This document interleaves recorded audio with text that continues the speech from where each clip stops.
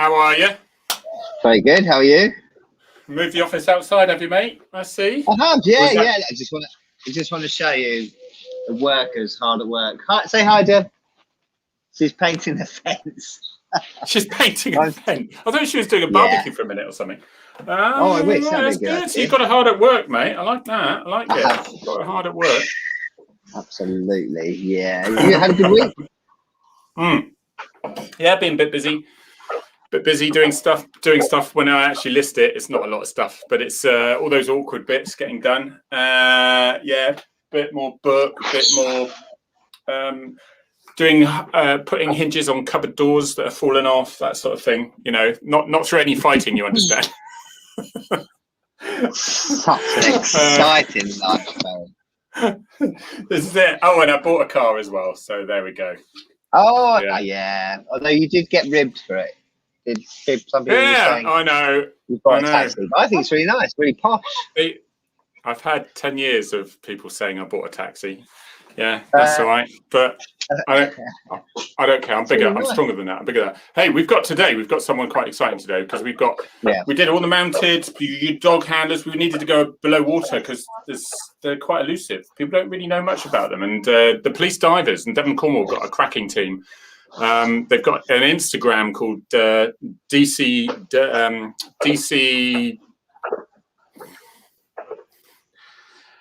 Police Divers. So he's in the green room and he'll be saying, "Police Divers!" It's DC Police Divers Instagram. Really good photographs. And AJ's coming on later, mate, in a second. Have you seen where Scotty's joining us from? Oh, really? It's not Australia, Miami. Is it? Miami? No, Scotty Bateman is in Miami. Hello, Scotty. I wish I was in Miami. I like Miami this time of year. It's nice.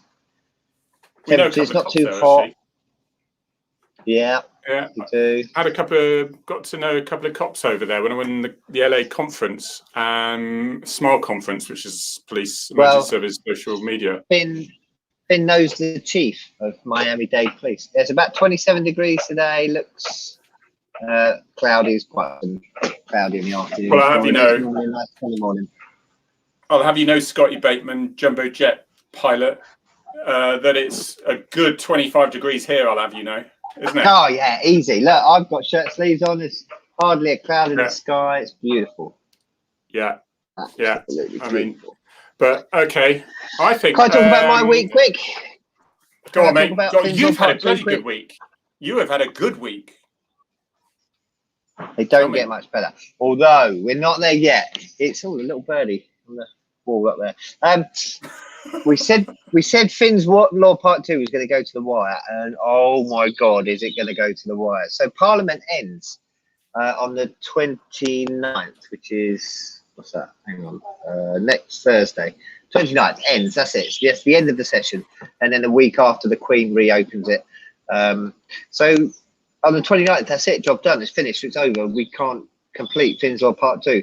It's had its committee stage in the Lords. We just need that third and final reading, and the government announced, or rather the Lords announced, that they were going to give it its final reading on the 28th, which means on the 20th. Well, they shut down about lunchtime, which means on the 29th they've got to march the bill down the corridor to the Commons, where they say, "Brilliant, thanks very much," and then it goes off to Queenie. It goes off to the Queen, Her Majesty, to be signed off. So it literally is last minute stuff. We still, on the third reading on Wednesday, we still only need one Lord to say no, and we have to start all over again. So fingers crossed they won't. It wasn't a Lord, was it, who always says no? Who is that?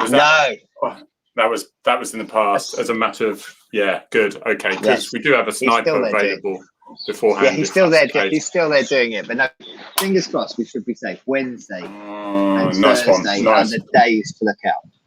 And then basically, this will mean that the maximum sentence for anyone who's being sort of horrible to dogs and what's the word? What's the word I'm looking for? Horrible to cruel dogs. Or neglect. Cruelty or neglect. Basically, it goes from 6 months to 5 years, doesn't it? That's it. Yeah, actually, and this is quite bizarre. Of course, it depends what charge you use. But if you assault a police dog, once we have Finn's Law Part 2 and his handler, it's possible you could get more time for attacking the dog than the handler. So, not that that's something to be proud of, but we'll be incredibly proud once Finn's Law Part 2's done. Well, yeah, well, that stands to reason. The dog should get more for the dog than the handler. And you can replace handlers, right? I agree. You can't replace dogs. Yeah. And there'll be people out there that say that, you know, the handlers made the choice to be in the job that they're in and the dogs didn't, which is a really good point. So, yes, I agree. Horses and the dogs should get more protection. I am jesting. Right. Guys, shall we get AJ on? I think we should. Well, I've got my brother, Garen. My two brothers are calling. Do they not? They obviously don't know this. Garen and Charlie.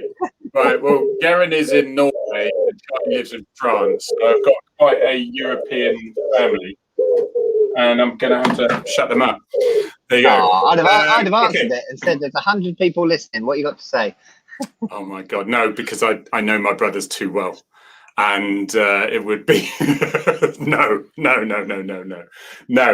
Right. Okay. Well, let's bring AJ on. 3, 2, 1. I don't need to actually introduce him anymore. He's a diver. Devon and Cornwall Police. Welcome. How are you, AJ? Nice to see you, my friend. Yeah, fine, thanks. Oh, see, there's a lot about what you do that not only Joe Public, but also people in the job don't really know what you do. And but first of all, Devon Cornwall, I've known you for quite a few years, really, but only really in passing, really. We've never been on the same section together or anything like that.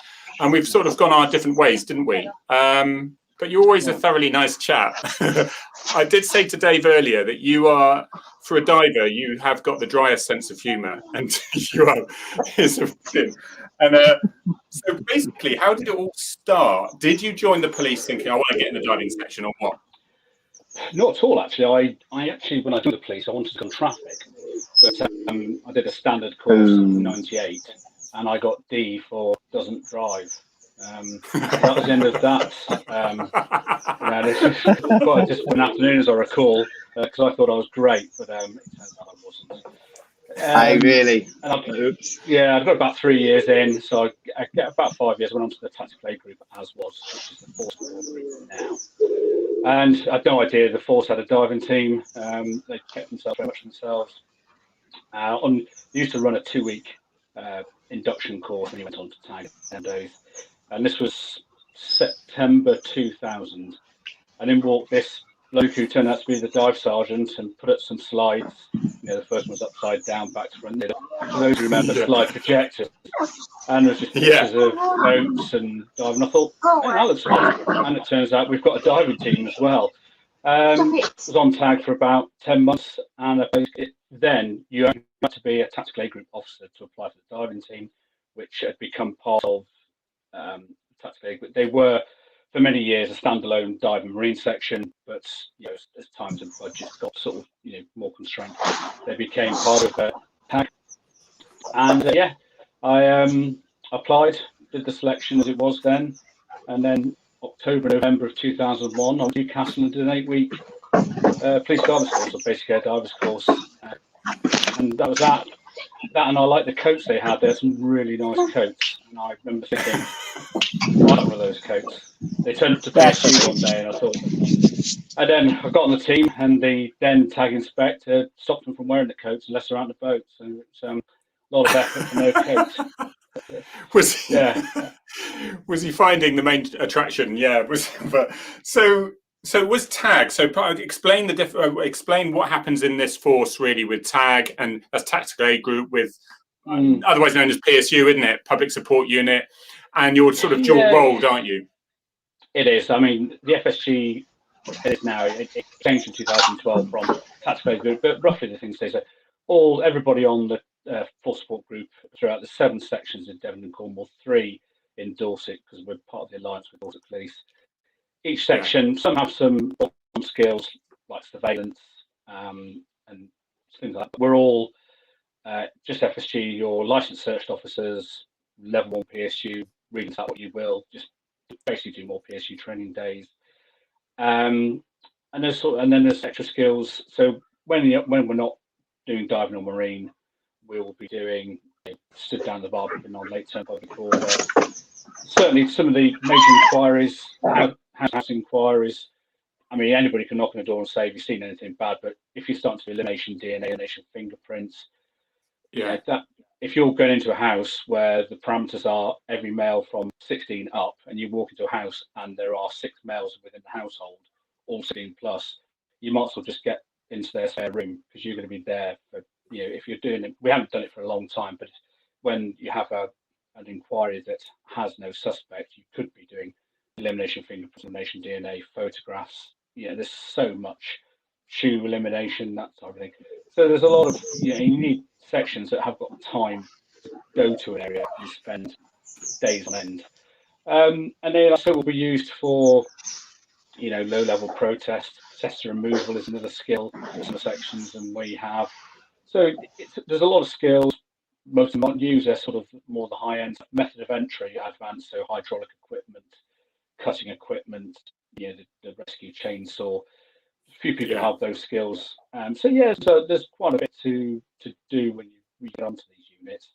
And then to our section, then there's a whole layer of other skills and courses, and you probably have to be on the dive team, I would suggest probably 6 years until you've got every course that you need ticked off to be everything you need to be.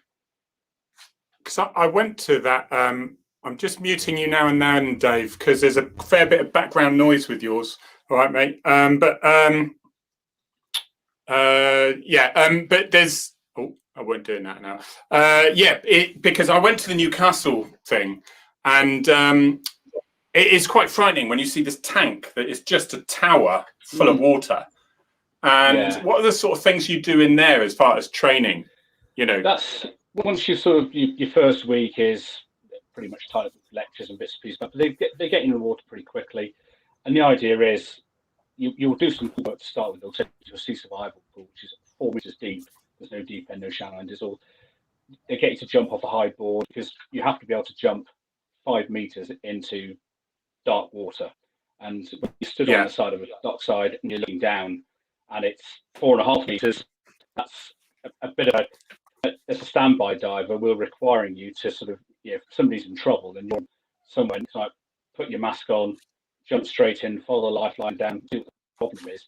You can't have somebody stood on the edge thinking, "Oh, I don't really like this." So there's a lot to find out whether people have got upstairs, really. So once you've done that, the tank is used for your practice evidence recovery. They've got a large, what they call a sea chest, so you practice bolting and unbolting underwater, and of course they always end up on the bottom of the tank to get them. And emergency procedures, they've changed it slightly, but certainly when I did it in 2001, you sat on the bottom at 7.2 meters, and somebody came down, and you do it with a nil-vis mask on, and you go down, you find the diver who's needing an exchange of air supply, and you take his mask off and hopefully shove the demand valve into his mouth, but of course you get pushed in your eye and stuff like that. But it's surprising when you're 7.5 meters on the bottom of a tank and you want to find some air, you'll find it if it's there. And then you bring so they run through the emergency procedures. It's good. They'll do the sea survival, getting opening up a life raft with if it's not gone off with the hydrostatic fuse. So there's those bits and pieces of using. And once you've done that, it's straight into the time, and you then spend the next 7 weeks diving in the dark, because all your dives you won't see anything at all up there. It's strange. It's not pretty fish, not exotic fish in blue water. Then it might. You never know. As it gets cleaner, it might improve. As you're working, as you're searching, because it's just extensive research. The reason why we've got police divers is just to sort of go and find whatever's been thrown in, and you get you're working your way along, and you'll find a crab, and you don't realise how much is dumped into rivers in the sea until you actually start knocking around the bottom, and you think, "Oh, what's that?" Because they'll throw in knives or throw in bits and pieces for you to find, and it's a crab. It starts moving, and it does make you jump. Then you get bump into you. It can be quite. It's not. Yes, we practice doing a vehicle lift. That's 15 meters. We use a 1-ton airbag, and that's how we get vehicles. We can flip them over onto their wheels underwater, put a bag on them, get into the side, and then if you're near a slipway, they can just get dragged up onto the slip and then recovered. But working with airbags. So do you search anything that's wet then, do you? Do you search under the sea, rivers, canals, lakes, anything? Yeah, confined space, where that's another course you have to do, confined space trained, because that's an industry standard course. So we do the high risk entry, which is 3 days. And it's all about searching. I mean, a confined space could actually be a really, really massive space, but because there's no way of escaping, there could be noxious gases. You know, you imagine the whole ships that have been traveling for several weeks and haven't been opened up. I've got all sorts of incredibly nasty things in there that's going to cause you problems, respiratory and kill you. And people, there's probably about 10 to 15 people are killed in confined spaces throughout the UK each year. So it's certainly something to you need to have a proper plan for, and so that's another course you do. So, but yes, anything water at all. That's the thing that would get me. I mean, I did lots of diving in Australia, which is obviously very different. But we did do a nighttime dive, and that's when I did feel a little bit claustrophobic, which is bizarre because you're in a massive ocean. And we did a deep dive as well, which is, you know, as you know way more than I do. But before you do anything like a deep dive, they tell you, you know, you might have to combat some quite stressful thoughts in your own head, like, I can breathe under here, I don't need this, I can take this out of my mouth.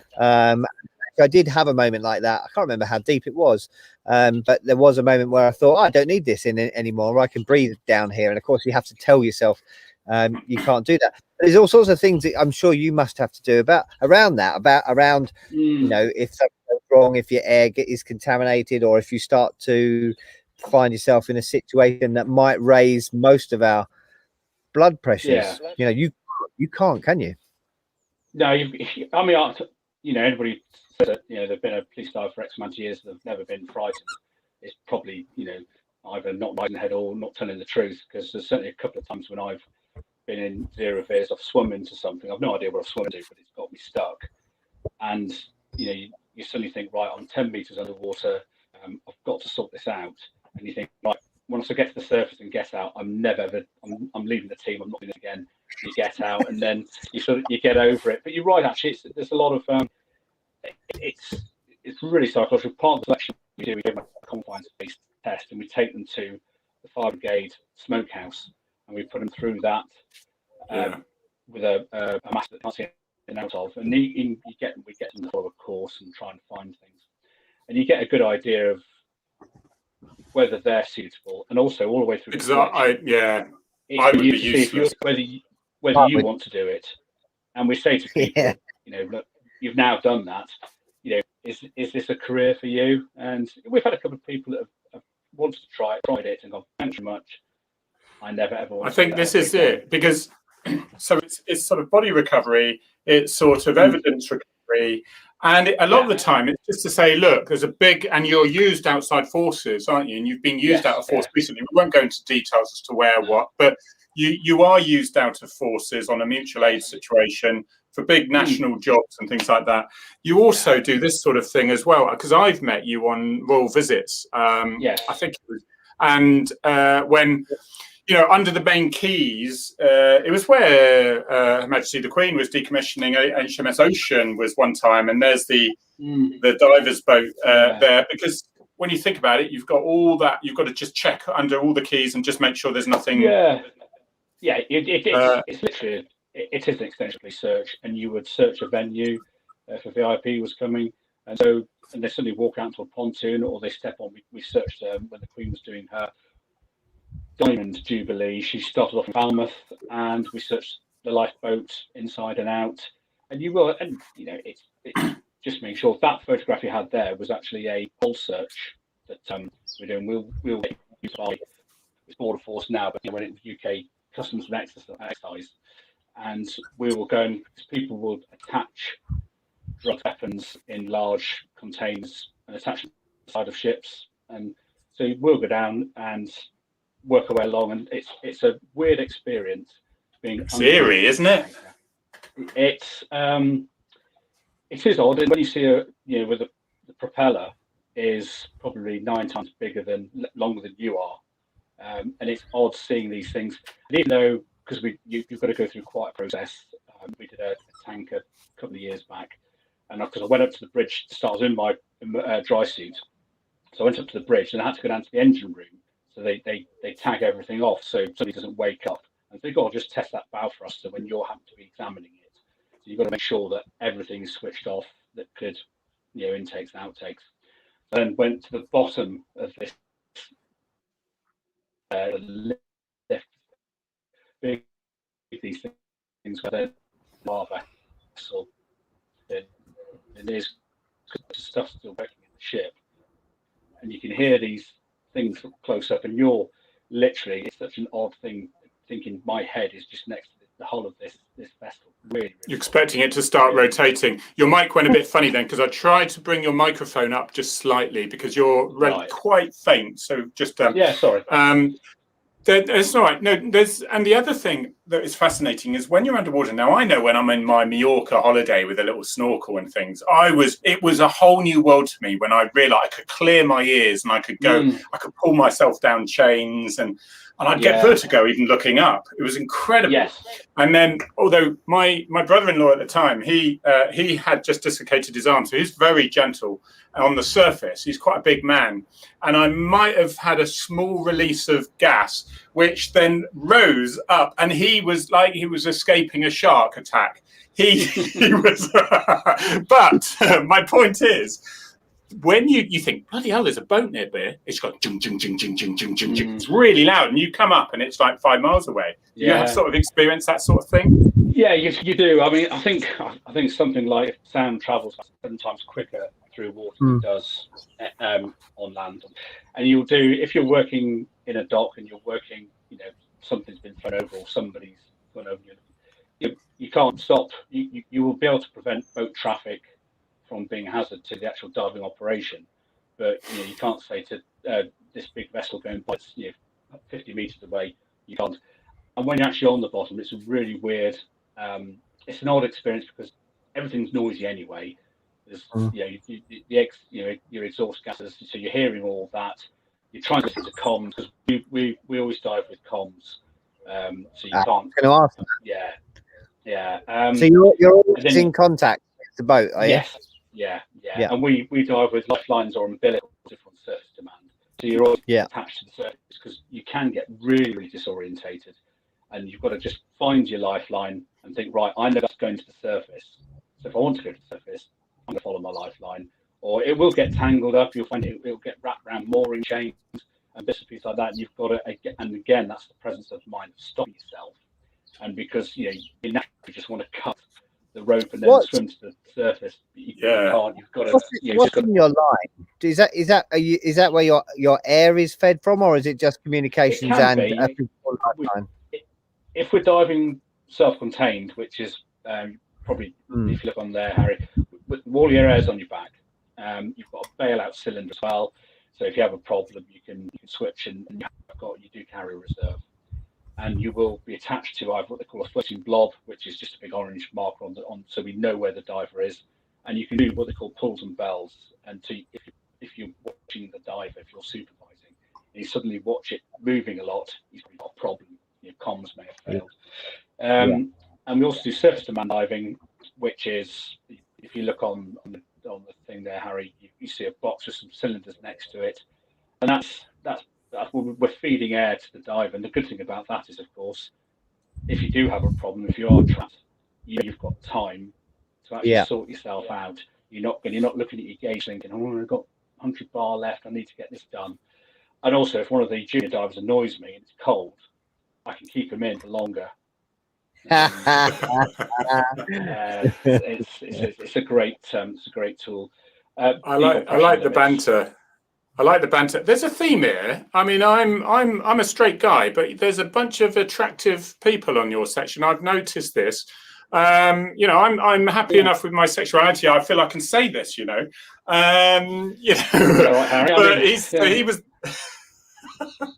Am I protesting too much? And it's not so much that, it's just, if you're going to just say, I'm the ugliest bloke on the team, just come out and say it. Well, it's not the case, because you've just got that moody, sultry look. I've got so I understand. Yeah. Yeah. That's actually a perfect, as a junior diver, you come on the team, and that's something that you'll be doing a lot of. It is actually, because I'm not looking at I've just taken a few photos separate, so I can't get all of your photos you mentioned, but yeah. How many dives have you done in your career, AJ? Because that's like, you must log, don't you? Yeah, keep a log. You do log. You log all your wades, because we'll do, sometimes if it's quite shallow, we'll wade search as well. You log all the wades, log all the dives. I don't know. I'm on my second logbook. Now once you become a supervisor, you'll do less and less blue steel, less and less dives. This year I've only done about 6 or 7. But when your first couple of years on the team, every dive that comes along that's slightly different, you will get, and it's to get your experience up as quick as possible. So your first year, first 2 years is brilliant. Yeah, you make a lot of cups of tea, but you get all the dives. That's part of the bonding. It's part of the bonding. To start off, somebody asked earlier. I'm not making my own. Yeah, well, this is delegation. Delegation, I always say, is the ability to settle for second best. It's very important. So somebody asked, when you join the police, do you have to have had some experience in diving before you can join the diving team? No, I'd had a quick sort of holiday dive in Mexico at about 4 meters when I had my interview, and that was that. Because you go on, of course, don't get me wrong, if you've done a little bit to start with, it does help you, but you're learning the police way. Everybody has their own slightly different, although they are teaching, it can't go too far away from kit. Because we'll use, for instance, we use raw air decompression tables, because they're designed for cold hard work. So there is crossover if you've done a commercial dive course before, or if you've been in the forces, for instance. But generally, no, you go there. It's a bit of I found for the first sort of week, because there were a couple of people. There was 8 that started on my course, 7 of us passed it, and there's about 3 of us that never dived before, and the rest had. And the instructor said, "Oh yeah, we'll give you time to catch up." Get up to a point, but that's the whole point. If you can't get up, it's not that difficult. Breathe. Yeah. Breathe. And the simpler it is, if you overcomplicate it, once you're 10, 15 meters deep and it's 0 veers, if it's really complicated equipment, if it's really complicated, people will forget. You get a bit of panic, and suddenly, so we try and it's quite a sort of not dumbed down, the wrong way to put it, but you've got to keep it simple. But in answer to that question, no, hadn't any idea at all, and I think that's actually because I really, it was good that I learned, I was there to start with, and pick up any bad habits, I suppose. So I've got a couple of questions. I've got a few questions, but how many on the team? Is it full time? What's your deepest dive? We are APCs, 1 sergeant and 1 maintenance officer who was worked in dockyard and then became a police officer, became a police diver, retired in 2007, and he's been mending our kit ever since. And brilliant is he is at it too, because the kit does get, as you see there, if you do 2-3 days of diving that, the kit gets smashed. It needs new O-rings, it needs deep cleans, that type of thing. Yes, there's APCs and sergeants. We are a full-time section in so much that we are always on duty as a team, and we're D section of the force support group. And if we're doing, I don't know, domestic arrest that day, we're doing that. But the sort of nice thing about it is you go to work, you might get some arrest taskings, you might do them, and suddenly the dive job comes in, go off and do the dive job, and then you find yourself being retasked and doing sort of violent person or something like that, a slurry pit down west. Oh, yum! You had to search a slurry pit. Oh my! Couldn't get any deeper than that. It was really, really compacted. But there's only about 85 or so police divers in the country at the moment. And that was going to be another question. Yeah. 85. So because Thames Valley used to have a team, Sussex used to have a team, but once austerity kicked in, a dive team and a dive marine unit is quite an expensive line on your budget. So some forces got rid of their teams. Some forces have part-time teams, so you'll be either CIDs or in response, but you'll also be a police diver. The way we do it, I think, is the best because we're working all together, so I can keep an eye on people. So if somebody's going through a difficult period in their life, maybe it's not the best place to be giving them too much in the way of something too difficult to do, because it's not just their life, it's a standby diver. So if you get something wrong, potentially putting somebody in to try and save you. So you won't be just losing one, you're potentially losing two. So it's good from that point of view. We dive compressed air only. The deepest that we can go to is 50 meters. Yeah, cool. Although my deepest operational dive is 31. That was on a wreck looking for a missing person. Most of our stuff 31 is meters.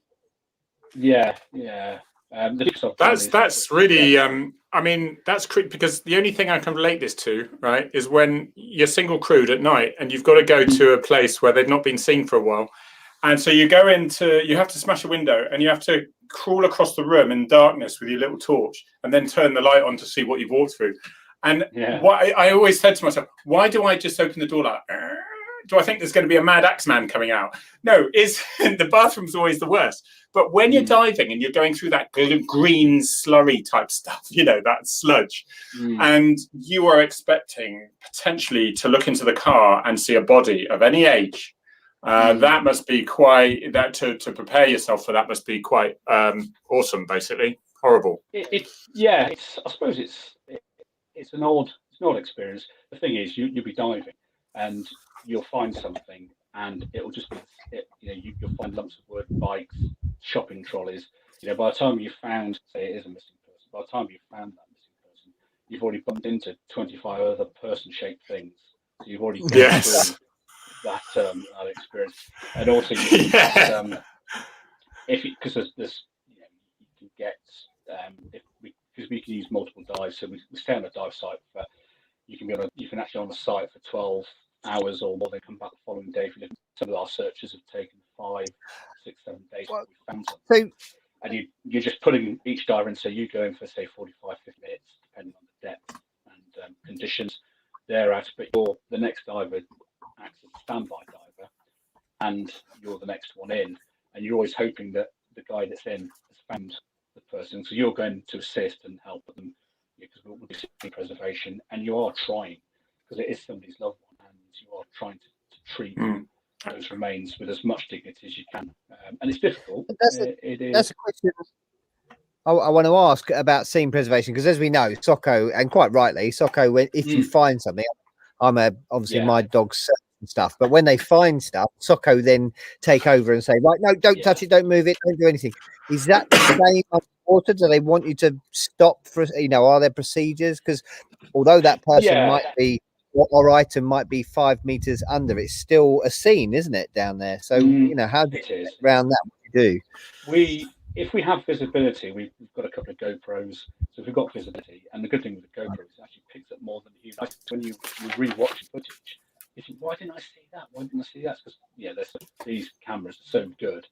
So if we do have visibility, we will film what we're doing, or film you doing recovery. We'll take knife tubes underwater at night, that sort of thing, and you will try, if you find something, you can mark the spot. You just put a thumb knot in the lifeline, get the diver out, speak to, because you're doing it on behalf of somebody, I'm doing it on behalf of the force, or we're going to, I don't know, for argument's sake, Exeter, so we're working on behalf of XCID.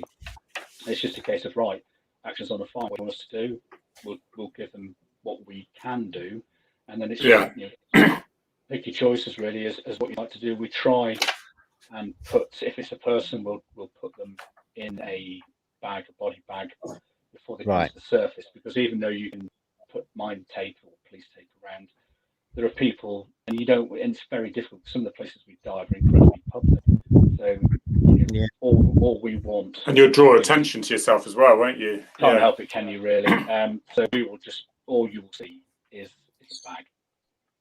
Can I quick fire couple of quick fire questions here. Do you try a bit of free diving now and then? Nothing, just go down and have a little look.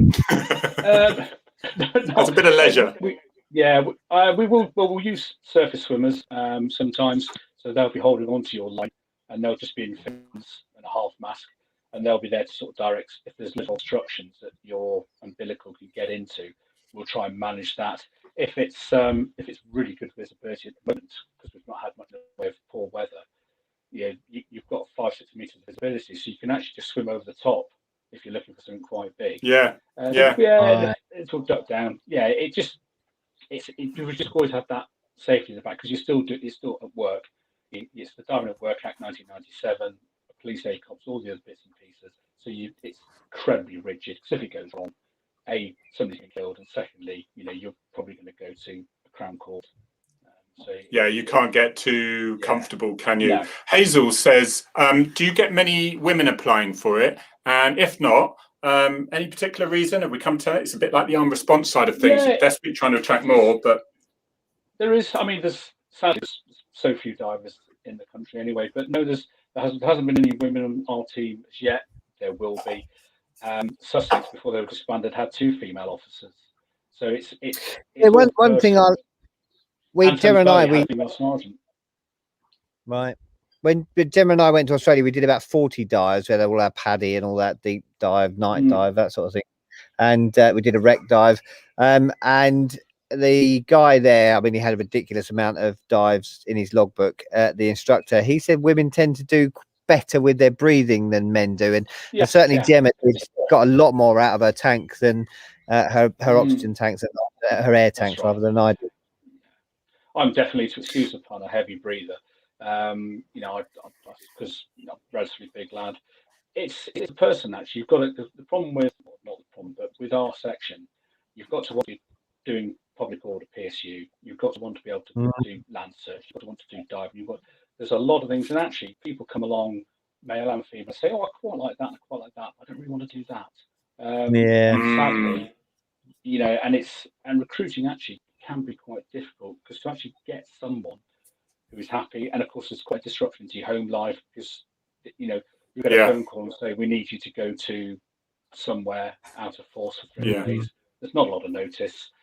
Some of the shifts can be incredibly long. You've got to work 8 o'clock in the morning, and you're coming back the following morning. So it's right. It's that person who actually is so committed to doing that, because you've got to be on the team for a long time. We don't want people who do it for a couple of years because it looks nice and then think, "Oh, I want to be a detective now," because we spend a fortune. It costs a lot of money. Around 10 grand. The suit is £1,200. So if you're coming onto the team, it's almost a life choice. You're staying there for. I wouldn't have come off if I eventually went for promotion, but I'd have quite happily stayed there as a PC. From I was on it as a PC for 6 years. I've been back on it as a sergeant. This is my 9th year back on it. Wow. What's the horrible? Somebody's asked, what's the horriblest thing you have or can you not say about it that you've personally experienced? Is there something, or is it? Because people ask me that in IRVs, what's the most exciting thing? And I'm like, it's not boring. I just can't think of one thing. No, I think because we're used as a decomposed body recovery team on land, because we can put suits on, put masks, respirators. That's interesting, right? And some people, and I think it's more sadness. You go to an address where somebody hasn't been noticed for so long, 3 or 4 months, they've been dead inside, and they've got, because for whatever reason, they're estranged from family or they have no family, and they've been dead for 3 or 4 months, and sadly, a decomposed body that's been left for a long time with the heating on or has been in a bathroom can be very difficult to manage, again, with dignity, and also is a really unpleasant sight. It's actually struck when you sit down and think about it. It's the sort of sadness that somebody's not been missed. I think that's one of the things. And I think the other thing is, when you find someone, it does sort of tick that box. You don't dwell on it too much. The ones that stick with me are the people who don't find. And I can go back probably, I'm 20, probably go back 17 years. I think I won't go into details, but there's one that I think about quite a lot, because we never found this young man, and such a shame. We had some contact with the family. We just felt awful, and we did everything we possibly could, and it was out at sea, and he was just, and it's just that sticks with me. So that's probably for me personally. Sure. Someone's just asked another question. I know there's one on the screen, but and I think you've probably already answered it. Actually, someone said, "What's the most rewarding aspect of your role?" And you said just now that actually helping families put closure on something. I'm guessing that that's the answer to that. Don't bring. Yeah, I say to people, we can't provide all the answers. We may never know the answers, but at least you've got that loved one back. You can bury someone. You can bury them. Can't you? And people want to know, because if they haven't been found, there's still that nagging doubt, while they're alive. That thing. I remember a man said we found his son, and we said, look, we found some, because he'd come down to where we were searching. The supervisor, I'd only been on the team. In fact, it might have been the first person I found, actually. The supervisor said, we found someone, just prepare yourself. And the guy said, look, I hope it is. I hope it's not somebody else's son. And I was really struck by that. His dignity, and probably one of the worst times of his life. It's an odd feeling, because you can actually, you're at that dive site. You're not going anywhere else. You can't walk off. So sometimes we've had public order problems. It's late at night. It's in the city centre, and drunken idiots, getting in the way, and it's not the place where you want people. So we've had to have other police down just to help us, protect the scene to do our work. It can be quite odd sometimes, but you'll try and explain as best you can what you're doing. We'll show the family as much as we can, and there's times when we've been able to do an identification on the site. We've done that a couple of times if it's been appropriate, depending on the nature of the inquiry, and give them the moments. It depends, of course, what the remains are like. But we have done that in the past, where we've been able to spend some moments. Yeah, indeed. AJ, you will have witnessed an awful lot of stuff. Hazel says, are you going to join the club and write a book? Sadly, it really won't be that interesting. It'd probably be slightly more interesting than yours. Well, Harry's isn't interesting. No. Did I mention? I haven't even mentioned that I wrote one. Okay, go on to just on that, the ex-Thames Valley skipper Jill Williams, she's done a book actually on police diving. Is she? Yeah. I haven't read it, but because I know it, because I do it. But exactly. There's one or two kicking about. Cool. Yeah, you don't need it. I can't either. This is a bit of nostalgia, and at the point at the time when I really recommend people go onto your Instagram and follow you, because there's some lovely little witty comments next to these. You get some really you have some very good replies. But I mean, this one was you've actually not a witty one. It was a point of fact at the time. I don't know whether you do now. Still have that inflatable. Somebody said, "Who's granddad in the front there?" But you used to have to wear white shirts if you weren't diving, didn't you? At one point. Yeah, absolutely. Up until I think about '94. And we've got pictures where the guys are in white shirts, ties. You can't believe it, can you? Really? It's all standards. Standards, I tell you, they've just dropped standards. But I don't like. I mean, when I was a response sergeant, I don't, because a scruffy cop to me is an idle one, and so I like to at least have an attempt at the boots. And sadly the uniform has got, because it's practical now as opposed to what it was then. So it isn't as possibly I'm sort of living the past slightly. So I don't want people to look a mess. I like uniformity, but you've got to be practical as well. If it's middle of February and it's are we going to accept Maria's apology there? Just polishing the car and she forgot we were on. All right, this time, Maria, not again. Okay.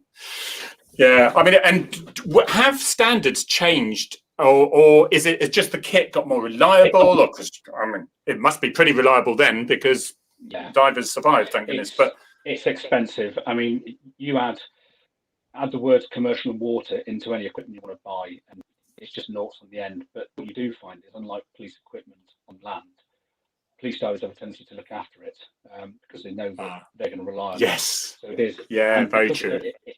They're expensive to buy, but they keep it. I mean, that's yeah, whilst it's still working, gets patched up. All the stuff has a hard life. The suits have a hard life because you're dropping to the bottom and you're dragging yourself along. So I mean, I've got my own dive suit, and it looks almost brand new compared to my work one, which looks like it's been through World War II. And there's holes, and because your suits leak after about 4 or 5 months because you get little tiny holes and stuff like that. I'm not even going to tell you where I'm getting wet at the moment, but it's not great.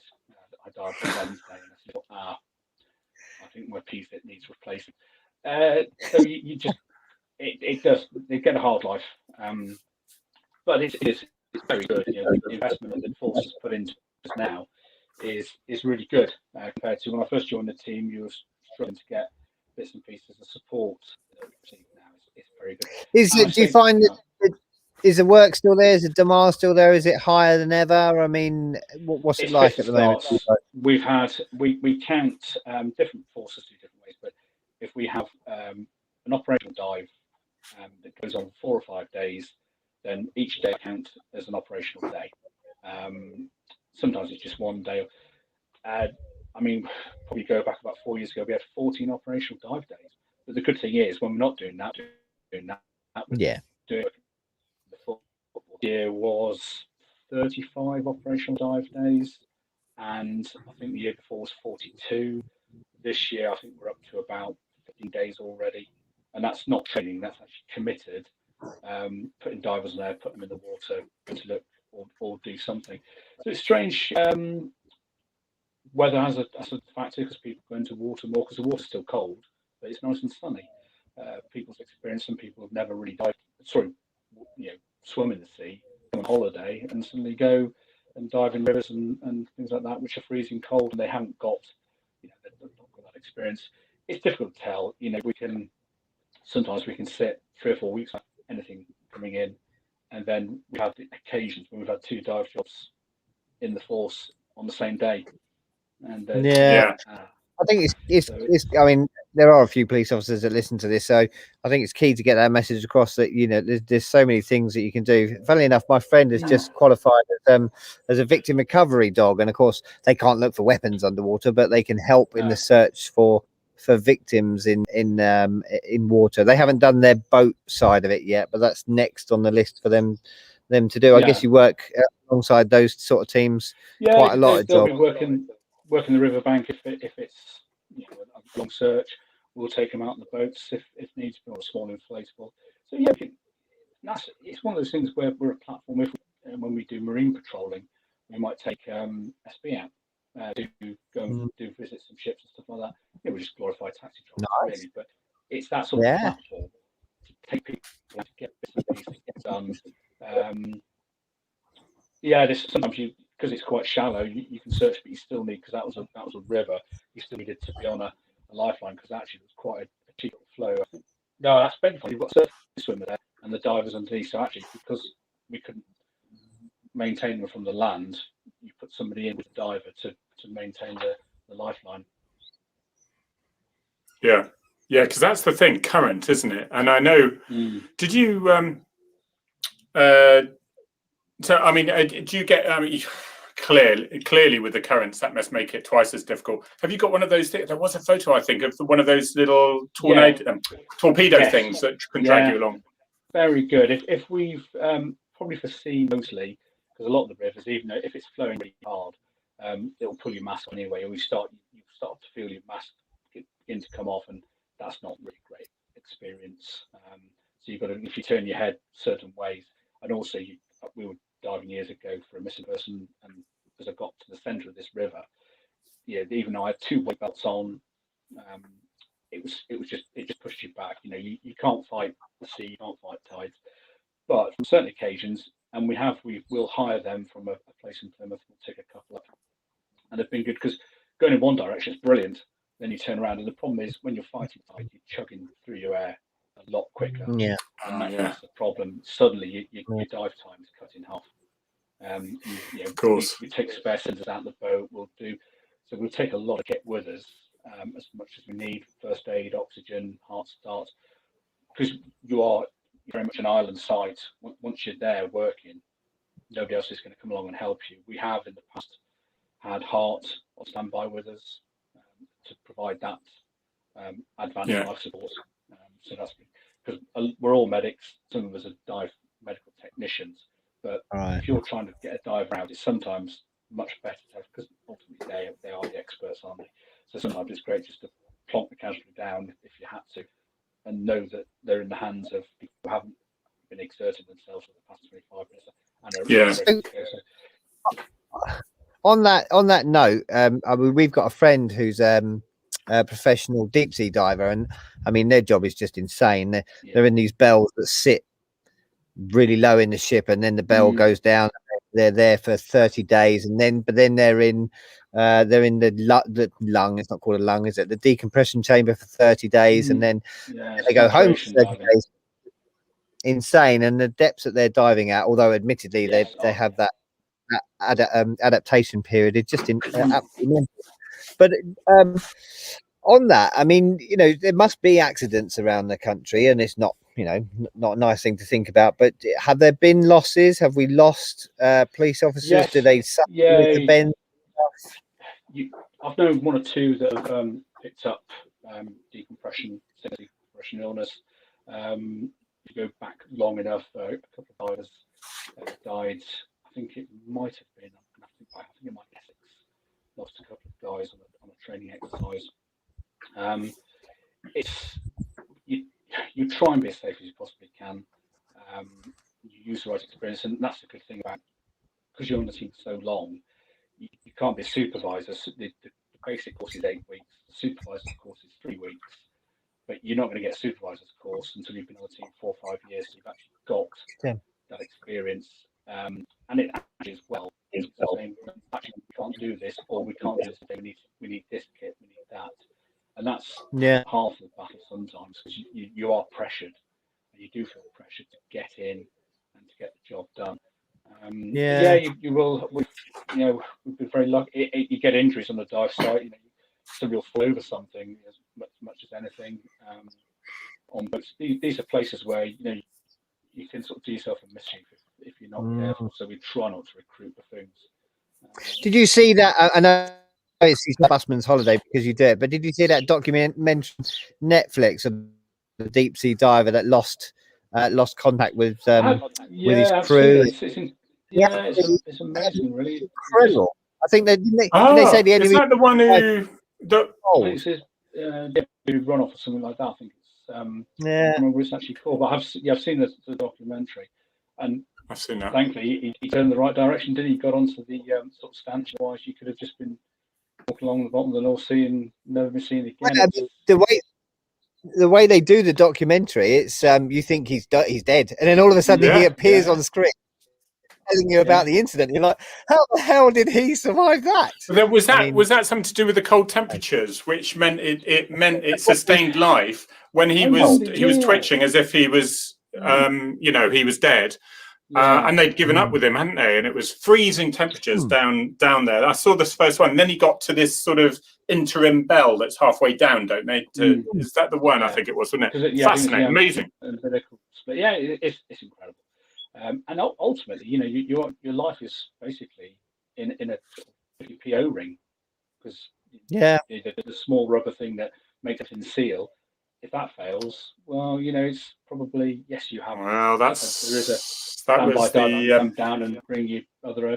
But I had an out-of-air situation many years ago on a course at 15 meters, and unexpectedly my air just shut off, and it took me a while to work out the problem and to get the reserve working, because I couldn't get the reserve working. I can't remember the reason why now. But that was probably the most exciting 2 seconds of my life, and it was just unbelievable. Because I was running through what I could do, can bolt to the surface, I wasn't going to make it, can I do this, can I do that? All the time I can't breathe, and I was expecting it. 1 minute I'm breathing, next minute it just stops.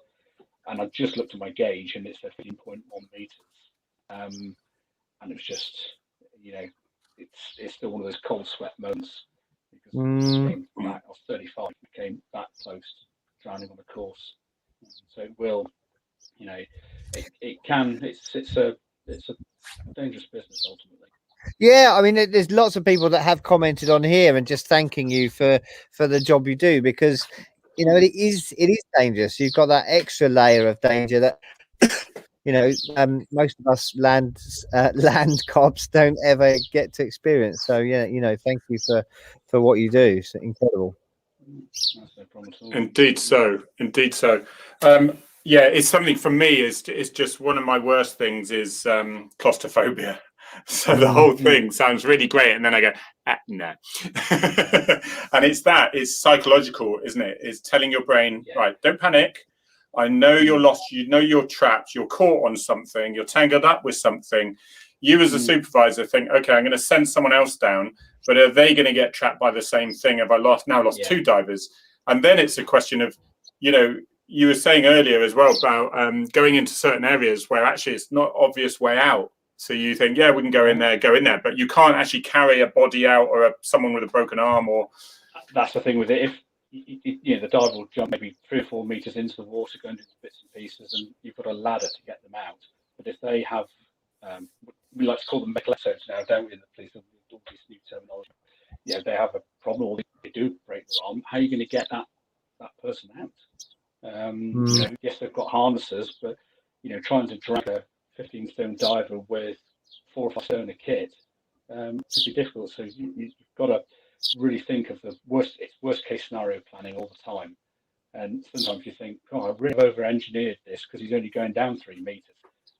But you've got to look at if it goes wrong, because the thing is, it always goes wrong quickly.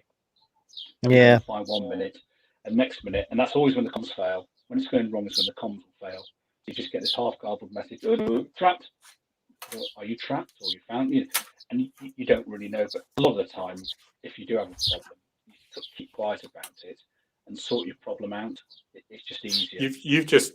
You've just highlighted there, because I used to say with the firearms and the police per se is the buck stops here. There's no one else you can call. Well, with divers, there is no one else you can call. No. There's no. I think you described it as when I suspect there's no rescue force. There's no rescue for the police. You've got to get yourself out of that trouble. That's right. Yeah, and if you can't, then it becomes a recovery.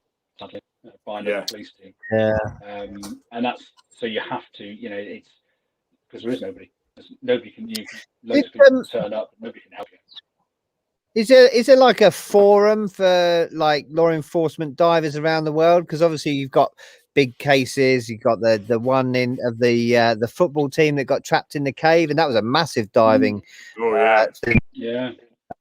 And do you get to speak to people who dive in some, with sharks, that have to go searching for things where there might be things that might actually want to eat them? Do you get to chat to them?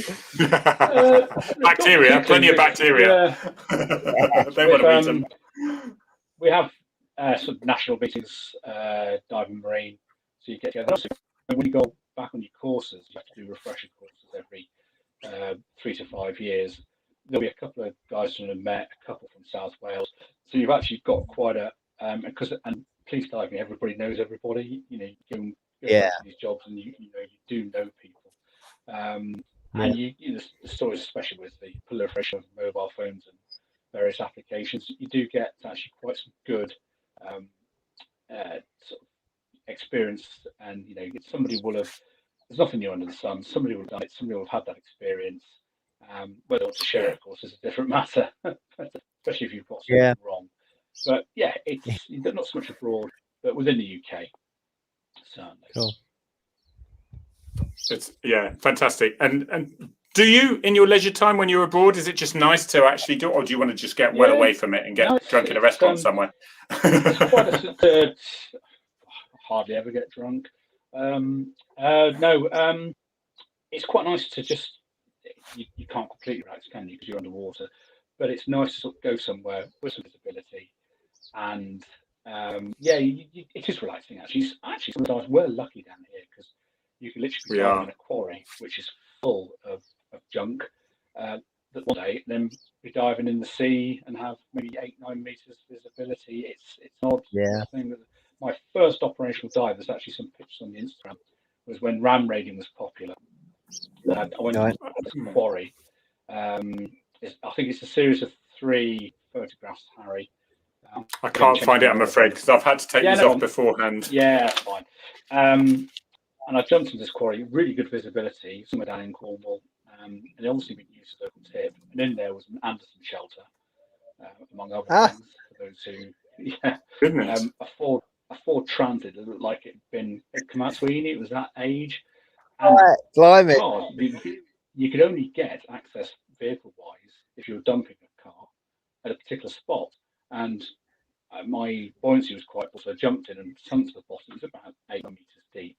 And I sort of stood there at the bottom of this quarry, sorted myself out, and I looked up and there were 7 cars stacked on top of each other. Oh my God. But it's sort of and then the next one. Yeah. And of course, then so I went over and I thought, I hope they don't fall on me. So of course I did that thing, going over and thinking, I'll just make sure that they're not going to fall on me. Why am I shaking these 7 cars? Then I found the car. It was a Vauxhall Cavalier. And in the back, it had some machines where these guys had ram-raided garage in the middle of nowhere, middle of the night.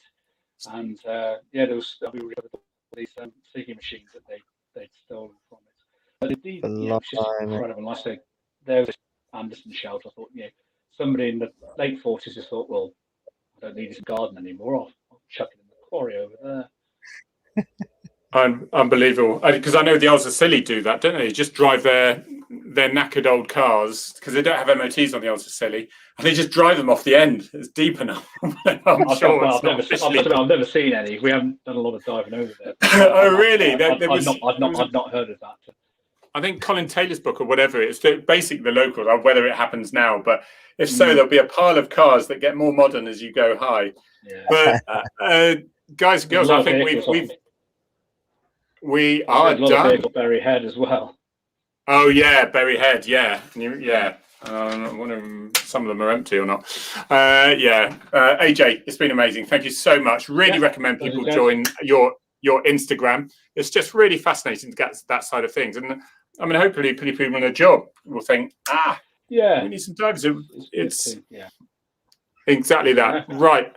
All right, fellas.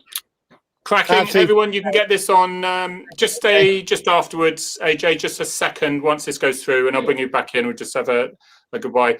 But thank you, everyone, and we'll see you next week. Cheers now. Cross for Thursday and Wednesday.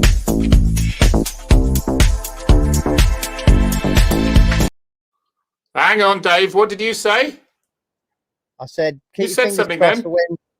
I said, can you keep your fingers crossed for Wednesday and Thursday next week? And then I shouted, can I have a beer? Yeah!